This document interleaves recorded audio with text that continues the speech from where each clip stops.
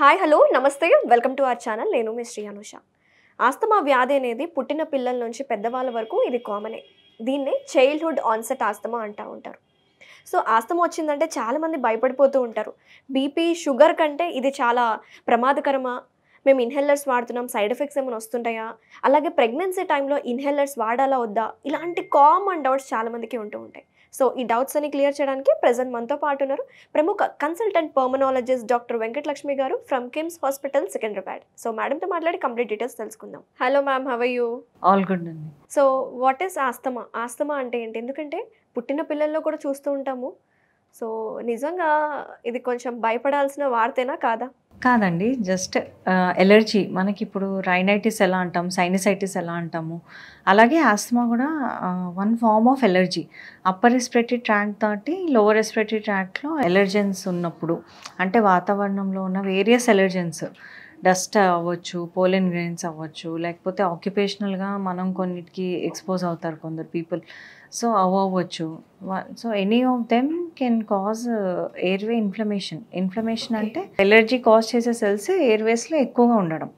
So లంగ్స్కి mechanism to close down, అంటే ఏమైనా డస్ట్ రావడం కానీ ఏమైనా పోలెన్స్ వస్తున్నాయి అని బాడీ అలర్ట్ అయినప్పుడు ఇట్ క్లోజెస్ డౌన్. సో అందుకే విజిలింగ్ సౌండ్స్ రావడం, చెస్ట్ టైట్గా పట్టడం, గాలి వెళ్ళకపోవడం. సో ఇది నిమ్ములా కాదు, దిస్ ఇస్ ఎలర్జీ అండ్ దీనికి ట్రీట్మెంట్ ఉంది most importantly. Okay okay. So దీనికి సిమ్టమ్స్ ఎలా ఉంటాయి? మెయిన్గా పేషెంట్ కాఫ్తో కానీ బ్రెత్లెస్నెస్ అంటారు, ఆయాసం, కొద్ది దూరం నడవగానే ఆయాసం, పిల్లిగూతలు రావడం, చెస్ట్ టైట్గా అనిపించడం, especially early in the morning ఎక్కువ ఇలా అనిపిస్తుంది అని అంటారు. చల్లనీళ్ళు తాగినప్పుడు, వాతావరణం చల్లగా అయినప్పుడు, వర్షం పడినప్పుడు సిమ్టమ్స్ ఎక్కువ అవుతూ ఉంటాయి. సో వాళ్ళకి ఇది టార్చర్ పీరియడ్ అని చెప్పుకోవచ్చు. ఈ వానాకాలం కావచ్చు, లేకపోతే వింటర్ సీజన్ కావచ్చు. వింటర్స్ అండ్ రెయినీ ఎక్కువ ఎక్సాసర్బేషన్స్ చూస్తాం. అంటే అటాక్స్ ఉన్న బేస్ లైన్ స్టేబుల్ ఆస్తమా మీద బ్యాక్టీరియల్ ఇన్ఫెక్షన్ కానీ వైరల్ ఇన్ఫెక్షన్స్ కానీ ఏమైనా వస్తే వాటిని ఇలా ఇయర్లీ ఎక్సాసర్బేషన్స్ కింద కౌంట్ చేస్తాం. మరి పుట్టిన పిల్లలకి రావడానికి రీజన్స్ ఏంటి? పుట్టిన పిల్లలంటే ఎలర్జీ అనేది ఎవరిలో ఉన్నా స్టార్ట్ అవ్వచ్చు. సో హెరిడిటరీ ప్యాటర్న్స్ ఉంటాయి.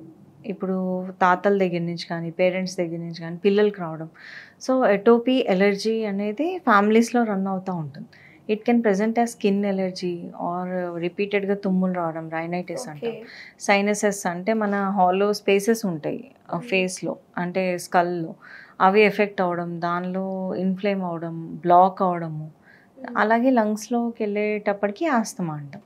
సో వాళ్ళు కూడా మేనిఫెస్టేషన్ ఆఫ్ ఎలర్జీ కింద వస్తుంది. అప్పుడప్పుడు వైరల్ ట్రిగర్స్ చూస్తాం, అంటే ఏదైనా వైరల్ ఎపిసోడ్ వచ్చినప్పుడు దాంతో ఇది ట్రిగర్ అయ్యి ఆస్తమాలా మారిపోతుంది.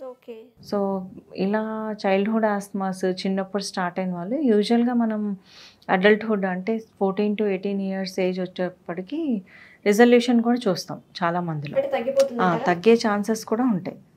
కొందరికి ఓల్డ్ ఏజ్లో వచ్చే వాళ్ళకి 30-40 తర్వాత వచ్చే వాళ్ళకి కొంచెం సివియర్గా వచ్చే ఛాన్సెస్ ఎక్కువ ఉంటాయి. వాటిలో ఎలర్జీ సెల్స్ అంటే ఈస్నోఫిల్స్ కాదు, మెయిన్ న్యూట్రోఫిలిక్ ఆస్తమాస్ వాళ్ళలో ఎక్కువ సివియారిటీ వచ్చే ఛాన్సెస్ చూస్తూ ఉంటాం. సో నేను రీసెంట్గా ఒక ఆర్టికల్లో చదివింది ఏంటంటే, మనం ఎక్కువగా ఈ జనరేషన్లో అయితే ఏసీస్కి ఎక్కువగా ఎక్స్పోజ్ అవుతున్నాం. దాని నుంచే వచ్చే డస్ట్ వల్ల కూడా మనకి ఆస్తమా అనేది ఇనిషియేట్ అవుతుంది అంటున్నారు. మోర్ దెన్ ఏసీ, ఆ కోల్డ్ ఎయిర్ అనేది చాలామందికి ట్రిగర్, ఎక్సర్సైజ్ అనేది కొందరు ట్రిగర్. సో మన ట్రిగర్ ఏంటనేది ఐడెంటిఫై చేయాలి, number 1. Other than that cooling water plants ఉంటాయి, అంటే ఎక్కడైతే స్టోర్ అయి ఉంటాయో ద మెయిన్ సెంట్రల్ ఏసీది సోర్సెస్ ఎక్కడి నుంచి అయితే వస్తుందో, లేకపోతే ఆ ట్యూబింగ్స్లో కానీ ఎక్కడైనా లీజోనైర్స్ అని కొన్ని ఇన్ఫెక్షన్స్ అక్కడ స్టోర్ అయి ఉంటాయి, హబ్ అయి ఉంటాయి. సో దానివల్ల వస్తుంది మనకి ఎలర్జీ, రూమ్లో అందరికీ స్ప్రెడ్ అయ్యే ఛాన్సెస్ ఉంటాయి. ఇంకోటి ఎయిర్ సర్క్యులేషన్స్లో ఉన్నప్పుడు ఎక్కువ ఎవరైనా కాఫ్ చేస్తున్నా అది స్ప్రెడ్ అయ్యే ఛాన్సెస్ ఉంటాయి. అంటే ఫర్ ఎగ్జాంపుల్ ఇప్పుడు ఒక ఆస్తమా పేషెంట్ ఉన్నారు, మనం వాళ్ళతో ఎక్కువగా ఫ్రెండ్ కావచ్చు, మనం ఎక్కువ వాళ్ళతోనే not at all. Asthma is purely inherent, మన బాడీ వాతావరణంకి ఎలర్జిక్ అనమాట. సో అది డస్టే అవ్వచ్చు, పోలెన్ గ్రెయిన్స్ అవ్వచ్చు, ఏదైనా మన బాడీ దగ్గర లోపల వస్తుంది, పొల్యూటెంట్స్ వస్తున్నాయి, లేకపోతే స్మోక్కి మనం ఎక్స్పోజ్ అయ్యాం, అగరబత్తి కానీ ఇండోర్ పొల్యూటెంట్స్ కూడా ఉంటాయి, తాలింపు కానీ దేనికన్నా ఎక్స్పోజ్ అవ్వగానే ఎయిర్వేస్ మూసుకుపోతున్నాయి. అది ఒకరి నుంచి ఒకరికి స్ప్రెడ్ అయ్యే ఇన్ఫెక్షన్ అయితే కాదు.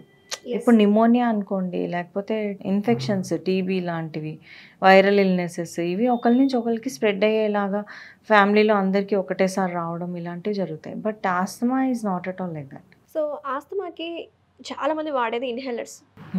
సో ఇన్హేలర్స్ వాడడం వల్ల ప్రొలాంగ్డ్ యూసేజ్ ఆఫ్ ఇన్హేలర్స్ వల్ల సైడ్ ఎఫెక్ట్స్ ఏమైనా వస్తాయంటారా? సో ఇన్హేలర్స్ అనేవి మనకి లోకల్ ట్రీట్మెంట్ అంటాం. లోకల్గా అంటే డైరెక్ట్గా ఎయిర్వేస్లో లోకల్ యాక్షన్ బాగుంటుంది ఇన్హేలర్స్కి.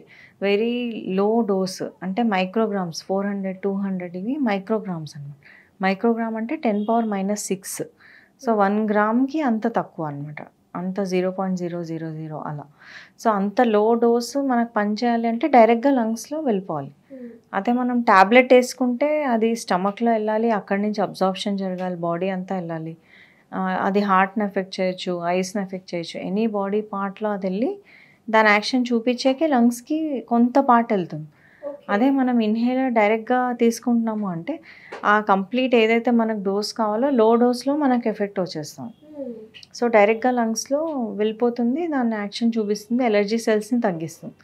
బట్ ఇక్కడ ఓన్లీ ప్రాబ్లమ్ ఈజ్ డెలివరీ ఎలా తీసుకుంటాం మనం. అంటే పేషెంట్ సరిగా వాడట్లేదు అనుకోండి, ఇన్హేలర్ డివైస్ కానీ రోటా క్యాప్స్ అంటాం అవి కానీ, విత్ స్పేసర్ వాడచ్చు, లేకపోతే నెబులైజర్స్ వాడచ్చు. ఇప్పుడు కొత్త కొత్త ఆక్టాహిలర్స్, మంచి సెరిటైడ్ ఇన్హేలర్స్, ఇలాంటి మంచి డివైజెస్ కూడా వచ్చాయి. ఓకే. సో అవి కరెక్ట్గా తీసుకోవట్లేదు అంటే మాత్రం ఓరల్ డిపోజిషన్ అయిపోయి ఇంకా అసలు పనిచేయవు.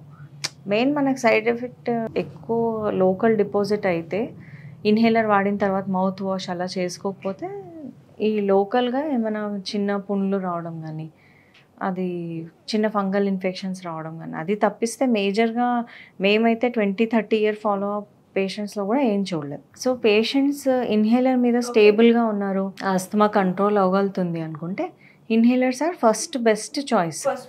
దాన్నే స్టెప్ అప్ చేసుకోవచ్చు. అంటే ఎడిక్షన్ అనేది ఉంటుందా మరి ఇన్హేలర్స్ వాడే? ఎడిక్షన్ కాదు, బేసిక్గా ఆస్తమాలో సఫరింగ్ ఎక్కువ ఉంటుంది. ఎయిర్వేస్ మూసుకుపోతున్నప్పుడు గాలి వెళ్ళట్లేదు లోపలికి.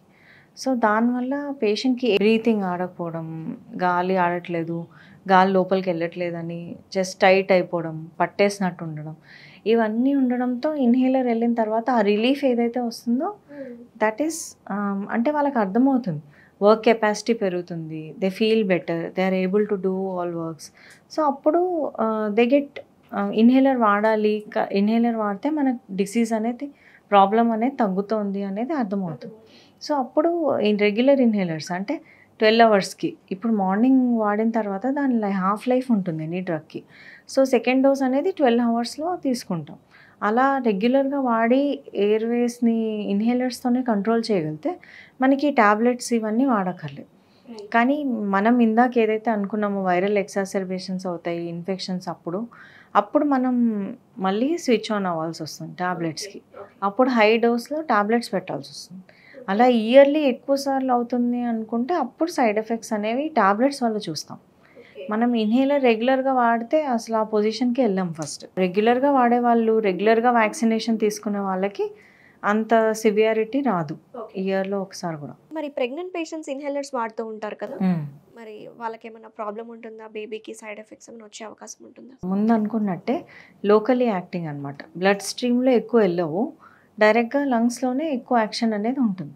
సో లంగ్స్లో యాక్షన్ ఉన్నప్పుడు లంగ్స్ బాగా పనిచేస్తాయి, మదర్ బాగా ఆక్సిజనేట్ అవుతే బేబీ కూడా ఆక్సిజన్ బాగా వెళ్తుంది.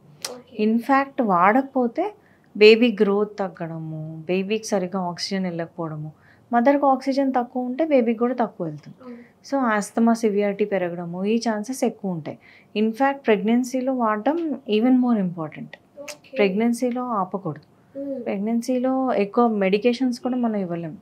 సో బేబీకి ఏది ఇవ్వచ్చు అనేది లిమిటెడ్ ఆప్షన్స్ ఉంటాయి. సో అలాంటప్పుడు ఆస్తమాని కంట్రోల్ చేయడానికి ఇన్హేలర్ అయితే ఇంకా ఇంపార్టెంట్ అప్పుడు వాడటం.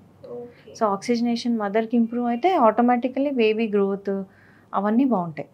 సో ఎయిర్ సరిగా వెళ్ళకపోవడం అనేది బేసిక్ ప్రాబ్లం ఆస్తమాలో. సో అది కంట్రోల్ చేసుకోగలిగితే ప్రెగ్నెన్సీ కూడా స్మూత్గా అవుతుంది, ఈవెన్ డెలివరీ అప్పుడు అంతా బెటర్ ఉంటుంది. Very nice madam. మనం ఇంకా చాలా మాట్లాడుకుందాం ఆస్తమా గురించి. So today will end up with this. Thank you so much for your time. Thank you అండి. నమస్తే. Thank you.